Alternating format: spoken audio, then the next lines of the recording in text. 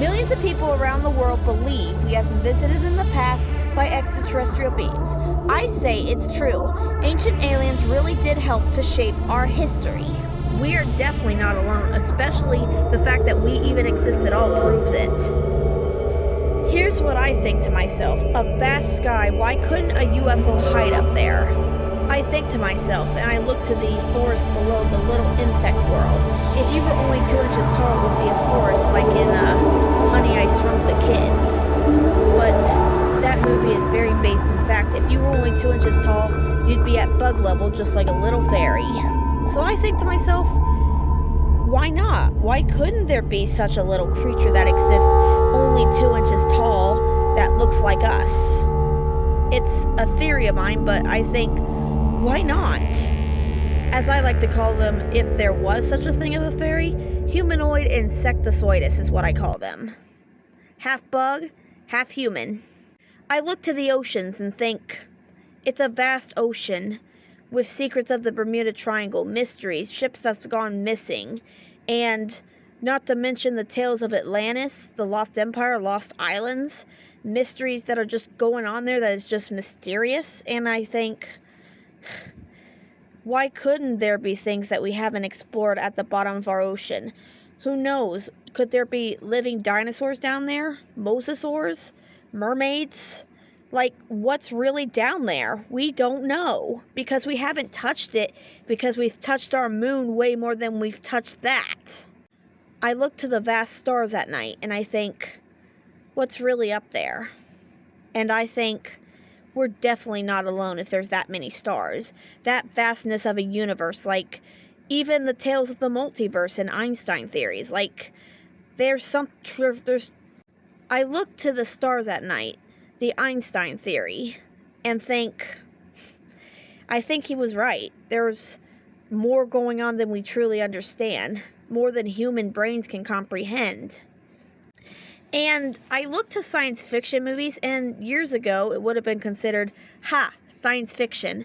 But now all the technology that has been foretold for the future of science fiction has come to pass in real life. Star Trek communicators. What's that in your hand? It's a communicator. That phone in your hand. It may be called a phone, but in Star Trek it was called a communicator, so that means you now have a communicator. Not to mention it was said to be science fiction to order anything you want online and have it delivered to your house and not have to go to a store. Look, you got all that too. It's real.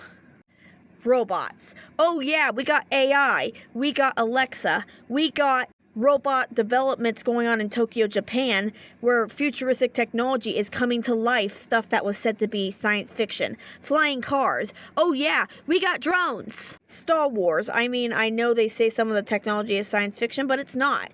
We now have such things as communicators. We now have such things as holograms, which is actually starting to become a very real technology. Even virtual reality. It's all starting to come true. Then I think to myself, with all that, and all the UFO sightings that have been seen, why couldn't there be such a thing as aliens? I mean, why not, I say. You say science fiction. I say why not.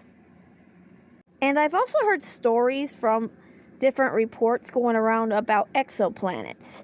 Planets that are unexplored in the vast universe. So I think to myself, every time I hear those reports and they shut up about it, I'm thinking, what are you really hiding? Because we are definitely not alone if there are such things. Like in the movie Avatar. I mean, seriously.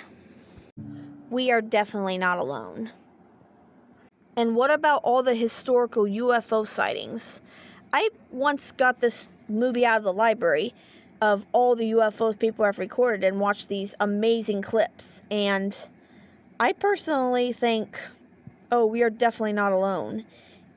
And I don't think they're like satellites either, because I've seen a lot of different satellites in pictures and stories that they have worked on with Elon Musk and Tesla.